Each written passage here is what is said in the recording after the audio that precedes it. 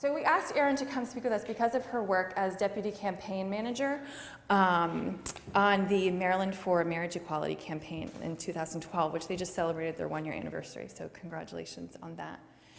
In case you've been living under a rock and are just here for the coffee, to give you a rundown. So last year, the campaign made history because they passed the legalization of gay marriage in a state by popular vote. Yeah, exactly, fist bump. This is totally groundbreaking and completely amazing. And so Erin was on my list of speakers when we were brainstorming at the very beginning because I wanted to hear what she had to say about how in the world you make something like that happen. I'm getting overwhelmed just thinking about it. So Erin has worked in politics for years. She worked in 2004 on the gay marriage, to oppose the campaign to ban gay marriage in Oregon. Sadly, that campaign was lost, but we learned from our failures, and so obviously she took a lot of lessons to Maryland. At the age of 30, she's worked on 8 political campaigns, most recently on a city council race in New York. She worked on Capitol Hill and for the state legislature. I'm so thrilled because I personally think that we have so much to learn from people who do groundbreaking things like this. How else do we define bravery than breaking the status quo, creating a new precedent? That to me is bravery, and so I'm really thrilled to share, or to have Erin share what it is that she did to make all this happen. So Erin, welcome. Thank you.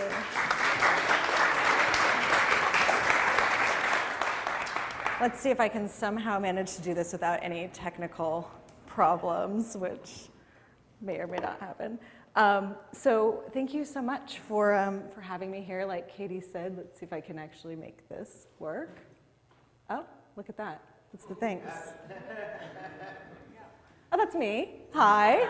Thank you. Thank you so much. It's so wonderful to be here today and to look at all of your smiling faces here. So let's see. I think I have to hit this about every 3 times to make it work. So this is my little tech-savvy slide here. So I'm here to talk to you about Marylanders for Marriage Equality and our campaign that we ran last year. And like Katie said, we were very successful. We were one of 4 states that was working on this in popular vote last year. It was Maryland, Maine, Minnesota, and the state of Washington. And so hopefully today I'm going to show you our message that we developed, the creative ways we were able to communicate this message to the voters of Maryland and using the limited resources that we had, limited funds. And also to introduce you to some of the brave people who helped deliver these messages. And hopefully I'll be able to teach you something about the political campaign process, which you may not be too familiar with, and then also teach you about how creativity is a necessary component to making any campaign successful. So this is a very funny picture. And Katie mentioned that in 2004, I was, see the ripe age of what, 21, during this campaign. And as you can see on my stomach there's this little sticker that says no on 36. And 36 was the constitutional ban that voters passed in Oregon that, against marriage equality then. And this picture was taken of me and my sister election night. We're sitting in the front row. I had worked on that campaign. I worked for John Kerry as well while I was in college. And this was us when the results were announced. And we were completely devastated by the results. We weren't convinced that we were going to be able to defeat it, but we were not prepared for how many people were going to vote for this constitutional ban, to write in the Constitution to define marriage between one man and one woman. So I knew at this point that this was something that was very important to me and was going to be something that I would be able to come back and work on. Funny side note about this photo, as you can see it says Getty Images on it. I wanted to leave that up there because the AP took this picture of my sister and I, and it was put in every major publication that I can think of in the United States and North America, some European publications online, MSN, AOL. And it kind of implied that my sister and I were two very sad lesbians. Witnessing the results, and still when I Google myself nearly 10 years later, that's what I find. So, moving on. Let's see. All right, so what did we know about this campaign going into it? 2012 was the year that the Marriage Equality Coalition in Maryland went all in. We had been working on this in the legislature for a couple of years. There were a lot of really brave leaders in the legislature, in politics, in the community, in LGBT organizations that were working to pass a bill. We were unsuccessful in 2011, but in 2012 this bill was passed through both chambers in the state legislature, and the governor signed the bill. And we were very excited, but we knew immediately that our opponents were going to get the signatures that they needed to put this legislation, this new law, up before the voters. So we knew we had a campaign on our hands. So some of the things that we knew about this going in, because we had a lot of different campaigns and that we were able to look at, a lot of different legislative fights and ballot box fights that we were able to see the messaging on. So what did we know? We knew in Maryland that we didn't necessarily need to win people over on this issue, and I'll talk more about that in a second. But what we did need to know is we needed to make sure we didn't lose any of the voters to our opposition's message or to voter suppression tactics. Second thing we needed to know is to give people who weren't necessarily comfortable with making a yes vote at the time, what we call permission to vote in favor of marriage equality, persuading them that same-sex marriage was the right thing to do. And then the third point that we knew was that the onus was on our side. Like Katie mentioned, we were asking Marylanders to change the status quo. All right. So I just wanted to show you some of the brave, beautiful faces of just some of the people that worked on this tirelessly in the legislature. Some of them were outspoken advocates, sponsors of the bill. Some were raised a lot of money for our campaign, but they all, in their political positions, and this is just some of the people. I couldn't fit all of them on a slide, but these are people that I worked with directly on the campaign who worked tirelessly around the clock for years to make this happen. So if you ever see them at any events or think about them, maybe some of them are your elected officials, like the mayor. All right, so some of the some of the challenges that we faced. Religious beliefs, traditional values, and the concept that civil unions is a reasonable alternative to marriage equality. So some of the arguments that we heard around this are gay couples can live together, spend their lives together, name each other in their wills, raise children together. Why do they need to get married too? We also we're hearing a lot, to the degree that gay couples lack some protection and benefits, they can be covered by civil unions. We also knew that upbringing and religious beliefs dictated that marriage was between man and a woman. So again, that's the status quo thing that needed to be changed. And that this concept of marriage is a deep-seated fundamental change within our culture. All right.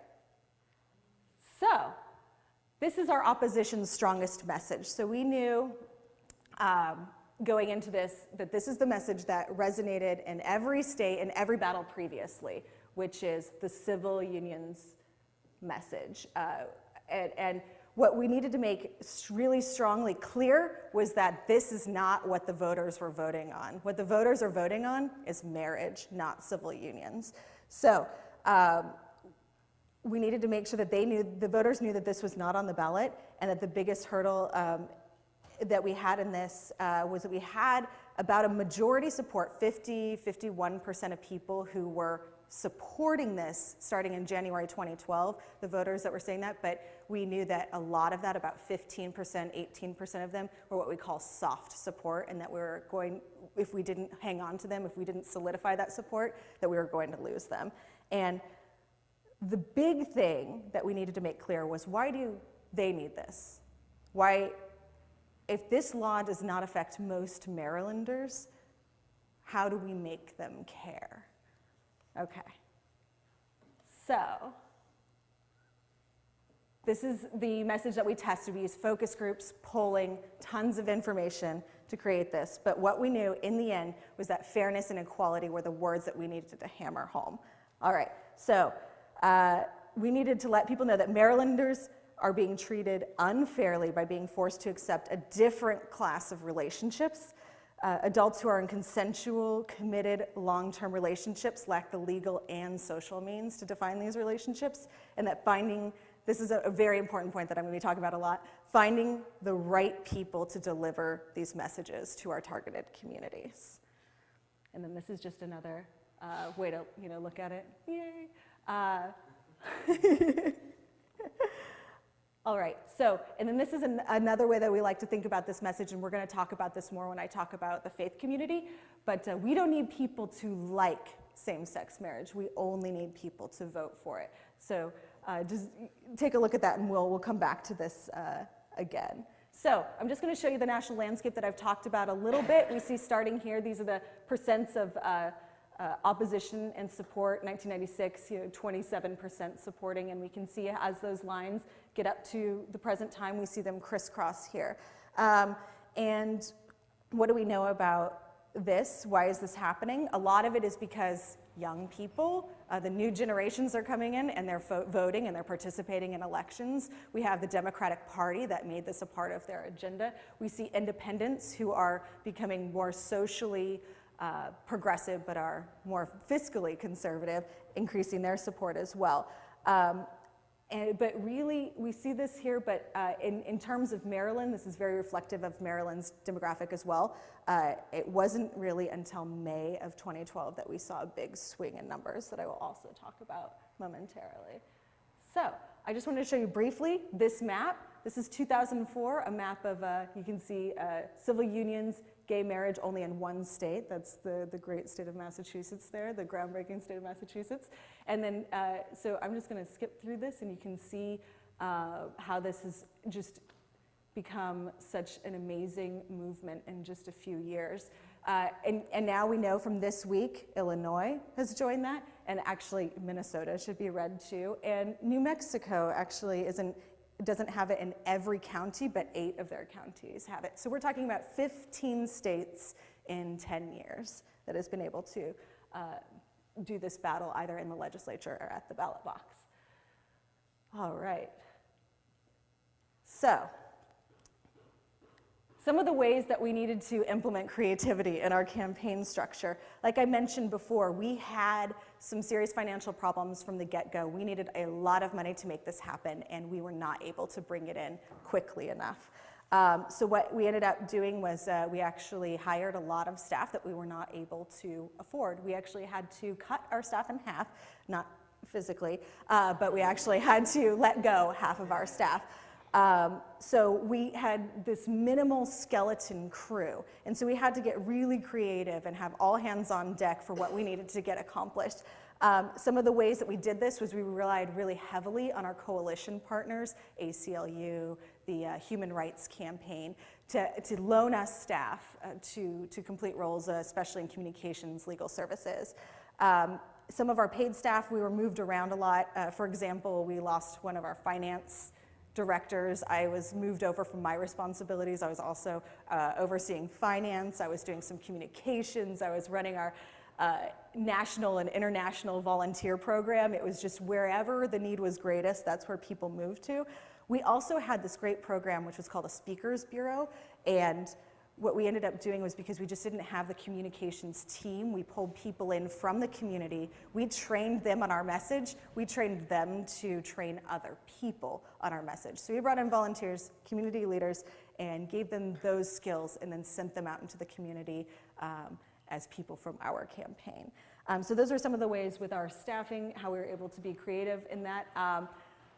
Utilizing celebrity support to increase low donor contributions was a huge thing. We actually had a lot of celebrities that wanted to be involved in the campaign. And some of the ways that we did this was Adam Lambert put on a concert for us to help us raise some money. We did some competitions, Win a Dinner with Josh Charles, the beloved Baltimore actor. Let's see, and we had other things that I'm going to talk about more, like winning Ravens tickets. I'm going to come back to that momentarily. And the last thing I want to talk about is maximizing reach to key demographics using social media. Being tech savvy was a huge part of this campaign, and it's very cost effective if you know how to just reach out to people online. And some of the ways that we did that was just using, obviously, Facebook, Google Ads, that sort of thing, but also figuring out how to target people through the ways that they've already identified online. Are they, with our coalition partners, do they already have marriage equality listed on their Facebook likes? So it's just using those keywords to be able to expand our reach. We had such an amazing online presence. And the other thing about our online presence was that we just stayed in people's faces every single day. Email, Facebook, ads. Wherever you are online, you're seeing us and you're seeing our message. And our message, the images, are targeted directly at the people who are looking at it. If they're age appropriate, they have to do with your religion. They have to do with all these different things that we're able to organize so specifically and target people that we're able to really resonate with them on a daily basis. So I want to go back to the Ravens tickets because I'm going to start getting into my stories of bravery now. We had this amazing advocate, and he was the first NFL player to come out in support of marriage equality. His name is Brendan Iambadejo, and I'm going to tell you a little bit about what happened. He was a very active, engaged person in marriage equality even before this campaign started.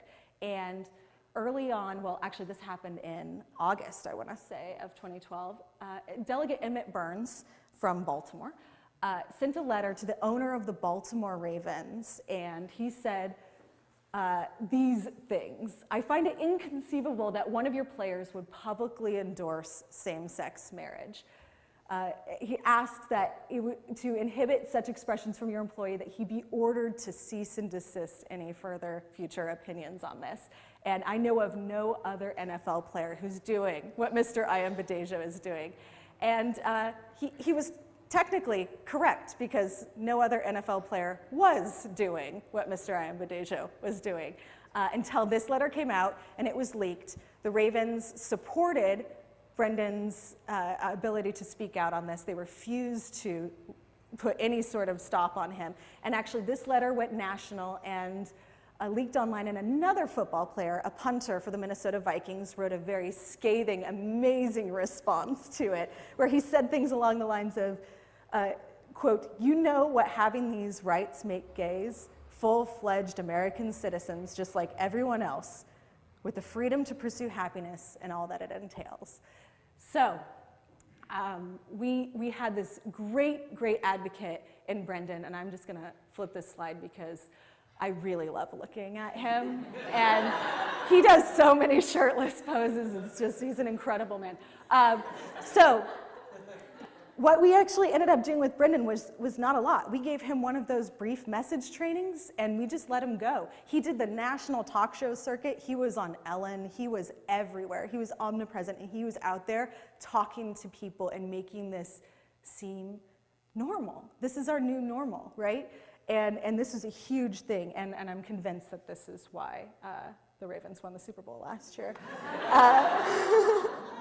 So what we ended up seeing was, out of nowhere, was these athletes from the Ravens, these other NFL teams, Chris Cluey, players from the NHL, the baseball players, Major League Baseball players, organizing against anti-bullying, all this sort of stuff.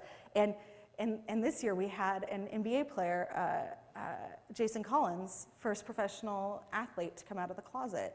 And he said this, quote, "I'm a 34-year-old professional athlete, I'm black, and I'm gay. I wish I wasn't the kid raising his hand in the classroom saying, I'm different. If I had my way, someone else would have already done this. Nobody was, which is why I raised my hand." Which makes me choked up.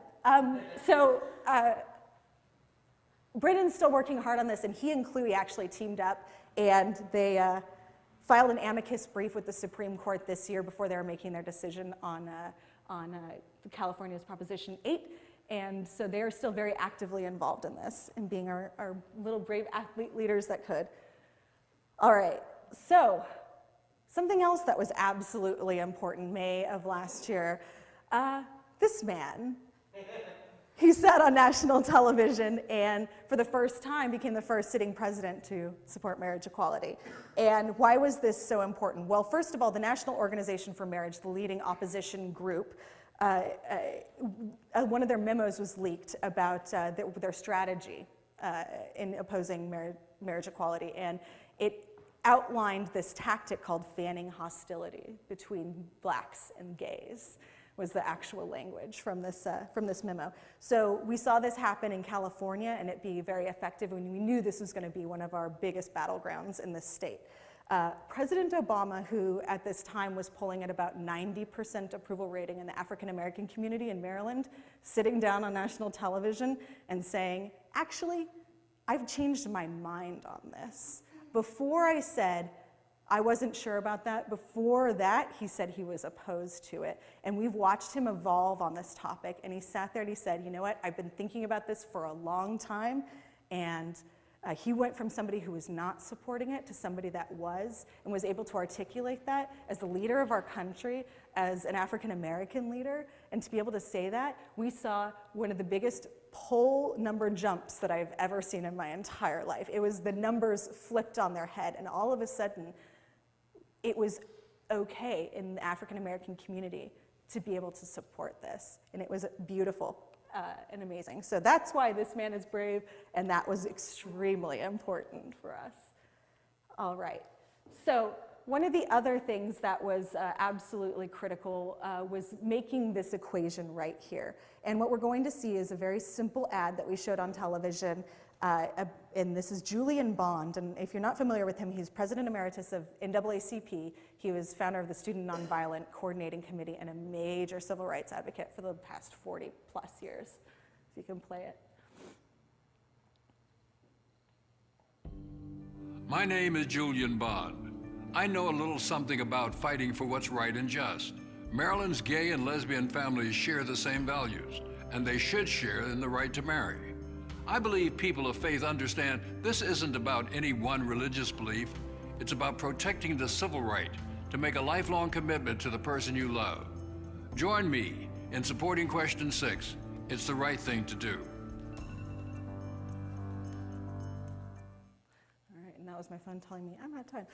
So just briefly, why was that important? Well, one, it's about finding the right messenger, like I mentioned before. It's a simple, clear picture. He's just standing there, sitting there, looking directly at you, having this conversation with a very simple message in mind, which is he was the first person to be able to draw this connection, that actually marriage equality is a civil right. And that was also a very major watershed moment for our campaign. All right. So, other thing is I just want to touch briefly was on our faith community. This is a bunch of different faith leaders in Maryland, and this was something that was new and different. We knew that the religious community was our biggest opposition coming into this, so what we did was we worked hard around the clock for years to organize the faith community, to either keep them out of the debate or to pull them in and to understand that you can have your church, your religious institution, practice whatever you want. It has nothing to do with marriage equality, the ability to go and get a civil marriage license. So we were extremely effective in this, and I just want to talk about two very brave people in particular. We had Reverend Delman Coates, who is the pastor of a mega church in the area, 8,000 people congregation, who spoke before his congregation about this and supporting marriage equality. And then, Dante Hickman as well, who's also a pastor, and he, said, my church will not participate in same-sex marriages. We are opposed to it, but there's absolutely no reason why we should not vote for this, which is a huge distinction to make. And as leaders in the religious community, they bravely stood up and made that point. This is a Republican, Ken Mellman. He's a Marylander. He was RNC chair from 2005 to 2007. He ran George Bush's 2004 re-election campaign. In 2010, he came out of the closet and has been one of the strongest advocates for marriage equality. And he says some really great things about it being a fundamental right, and about changing the way that the Republican Party is looking at this as well. And he's incredible in that respect. All right. So I just wanted to show you very briefly one of our pieces of mail that we sent out. We did a lot of mail to people that we were targeting, and I just want to talk about what we're seeing here in this picture, and a little bit about how we got to this. So we see a very pensive, reflective African-American woman. She's clutching a book, maybe a Bible, and it's saying, regardless of what our faith tells us, we can agree that people should be treated equally. So again, that's bringing back that message that we're hammering home. And on the backside, we see images of African-American families during the civil rights movement, and this concept of family, and it carrying over and seeing more modern takes on families, and again drawing that civil rights marriage equality connection that's so important to us. And even this text is all just saying the same thing over and over again: fairness, equality, family, marriage equality, civil rights. So we did the TV commercials, we did radio ads, we did all this mail, we were very active online. And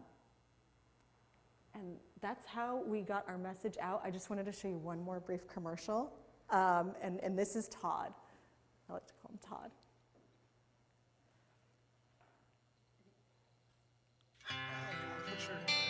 The way I see it, everyone knows someone who's gay. Maybe they're across the table from you at Thanksgiving. Maybe they're playing third for the office softball team. Whatever. Why wouldn't we vote to treat them equally? And that's all question 6 is.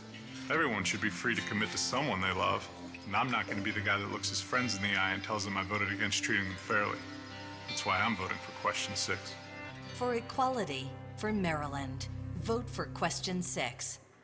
So what are we seeing there? We're just seeing like a casual guy in his backyard, just, whatever, right? And it was actually very effective. It's effective when we're talking to independents and men especially. When you watch him talking, how casual he is, and just really changing the dialogue on how we look at this issue and how we're presenting this to the voters. So I'm going to wrap up.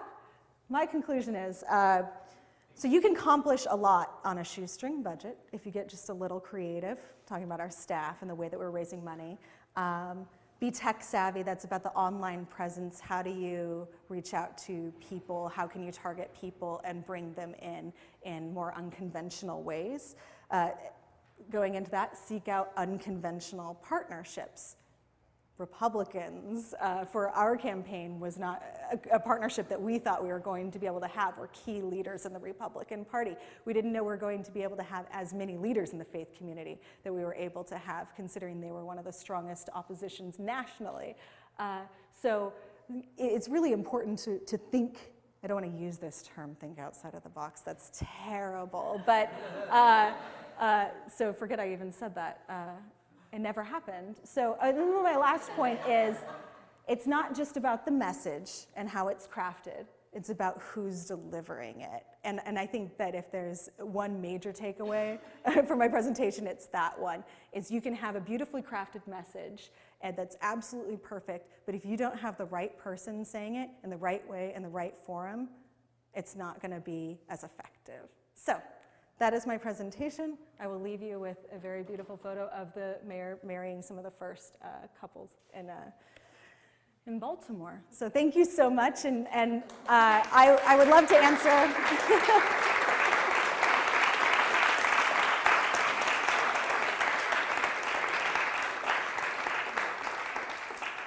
Stop. So if you have any questions for me, I'd be more than happy to answer them, and I will also hang out if you want to talk one-on-one, if there's anything that I was, unclear about, talk too fast on, talk too slow on. Any questions? Yeah. As someone who was able to take advantage of the law back in January of this year, my partner and I have been together for 16 years at that point. Thank you for this presentation. It's a reminder, as you mentioned, of a lot of Yeah. I remember that on election day, I had been working for the Obama campaign Mm-hmm. in Baltimore County, but I took a day off and took part of the day, went to one of the, I can't remember which poll it was, I volunteered through Matt Stegman, Mm-hmm. who was, I work with on a couple other committees, and just remember, it was in a predominantly African American community, and it was, interesting experience, but it was Yeah. very next to my heart because of wanting to marry my own partner, and remember the pictures that you have of some of the people, Delegate Clippinger, excuse me, very supportive of my film festival, which I will share with you later. And as is Delegate Maggie McIntosh. Yeah. Very much. But it's an amazing how far we've come, and apparently Hawaii is Mm-hmm. great, and Illinois as well. So. Yeah, I mean, these states, it's one after another now. And I think one of the things that, made this such to stay on the theme, a brave campaign was that, we were the first to be able to do this at the ballot box, and all these other states are like, no, we can absolutely do this too. We have the support, we have the organizations, we have the passionate people, and I think that it really just helped give courage to those other states that have been on the brink of making this happen. Yeah, So one correction for you. yeah, what's that? When you hear the list of states that Yeah. Actually Minnesota had actually blocked Overturn a constitutional ban. had blocked the ban. Yeah. Yeah. So that's why it's like, Then they followed up later by passing. exactly, that's correct. That is correct. Yeah. What do you plan on doing in the future? Are you moving to The future is unwritten. For me, I have moved around a lot. I was in Oregon and DC and Baltimore. I just worked up in New York for a little while. And really, I just am always looking for a new experience and a new way that I can help contribute to the world. So in whatever way I can do that, I'm just kind of open to that opportunity. I am currently seeking employment. If you want to, if you have any opportunities you'd like to discuss with me, I would be more than happy. Because we just had the election cycle just ended, so it's the big employment dearth for us campaigners. Any other questions? Yes, Katie. I'm just wondering, the states who are now looking at similar campaigns, have they approached Maryland or anybody from your campaign in terms of your process? Yeah. How is that? Actually, that's a really good question. After this campaign, the 4 states that worked on this issue last year, like I mentioned, in addition to Maryland, Maine, Minnesota, and Washington all had their different campaigns. But we were all working together in a broader coalition with national organizations, and afterwards we did a massive debrief, and every state wrote a very comprehensive analysis on the campaign, what worked, what didn't. My campaign manager and I wrote the one for Maryland, and we did this in conjunction with Freedom to Marry, and they have a long-term plan, a short-term plan for winning this in a lot of states, and as we can see, it's been unfolding. Rhode Island, Illinois, to name a few that have been very essential this year, and they've been using that information that we put together in creating plans, targeting states based on their demographics, their political landscape, and that sort of thing. So we've all been working together very closely to make sure that we win everywhere. Are there things left that can be done in Maryland? And if not, are there things that we as citizens can do for other states that haven't made it? Yeah, absolutely. Because there are so many national organizations involved in this, there's ways that you could make phone calls from your home to anywhere that's working on this. You always need to do what we call direct voter contact. And there's also what I mentioned very briefly, which are what we called the volunteer vacation programs. And usually when these campaigns really amp up for this next year, and I'll talk about Oregon very briefly because they've been working on this and building this for 10 years now, and they're going to actually overturn this. I have no doubt in my mind. And just a little shout out to the Portland Trail Blazers that became the first professional sports team, as you can tell I'm a sports fan, first professional sports team to make a public statement that they, as an institution, are supporting marriage equality. And I think that it says a whole lot about the state and how much it's changed in a while. So there's vacation programs where you can go and stay with other volunteers. You can, there's scholarships to, what we call scholarships to pay for travel and that sort of thing, and to help with lodging costs. And I think that as far as in Maryland, we have marriage equality here, but there's other issues that are really prominent in the LGBT community. That this year, the big issue that was working on that was not successful was trans rights, and I think also nationally helping with the employer non-discrimination laws as well. So I think staying apprised on that and seeing whatever I'd check with HRC, the Human Rights Campaign, Freedom to Marry, and going on their websites and seeing what kind of actions that they are doing, and definitely participating in that because it really makes a difference. Yeah. I was just wondering, you moved to this fairness and equality message. What did you move away from that wasn't working for you? Well, it's more of a refined message, and it evolved a lot. And every state had slightly different words and phrases that were more effective. Like we used family a little bit, but family was not something that I was actually pulling very high. The thing that was really effective here was the concept of equal rights, civil rights. How do we say that? And really, again, it's about messengers, and it's not, we did learn really early on through trial and error.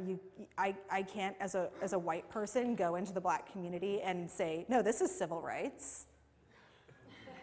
That is not an okay thing to do. So, it's about trial and error is about cross-testing the data, a lot of back-end stuff, and then really spending a lot of time with focus groups, pulling in particular communities, sitting them down at tables and having really in-depth conversations with them to really refine this message. So that's where that came from. Yeah. So, related to all of this entirely, just recently the Daily Show did a huge, kind of a skit, but an interview down in Mississippi and Alabama as to which is going to be the last state to ever approve gay marriage, considered the two most conservative states.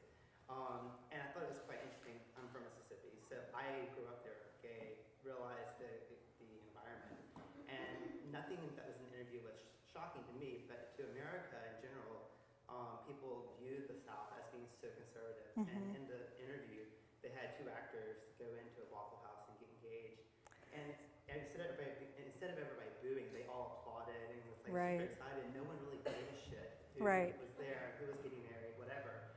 And I thought it was a really big step towards kind of the right person doing the right message. Kind of a satirical kind of view upon the conservative South. It's kind of like the NFL players standing up and saying, "Hey, look, it's whatever." Absolutely. Wow. Yeah. No, that's a really good point, and I think that people not giving a shit actually is really important. Why actually do you have an opinion on this at all? It has nothing to do with you. So please, don't vote against it. My God. So that's really simple, and that's a really good point. And all right, yeah. I noticed you were talking about using the right people in your campaign. Did you find you had a problem actually being able to use LGBT members in your campaign? Because a lot of the ads had people in it, but definitely not couples or anything like that. Right. Yeah, and we did use some LGBT messengers, but that's a very good point. We knew that this was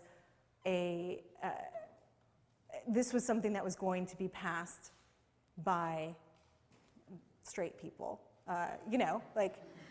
because that's the majority of the population that was going to be voting. So we definitely needed messengers that reflected, everything from the age of the people who were voting, the race of people who were voting, and just the general demeanor too, like we saw in Todd, whatever. Just want to have my BBQ with my bros. So yeah, no, that's a very good point. Thank you for bringing that up. Anything else? Any other questions? Well, thank you so much. I really thank you.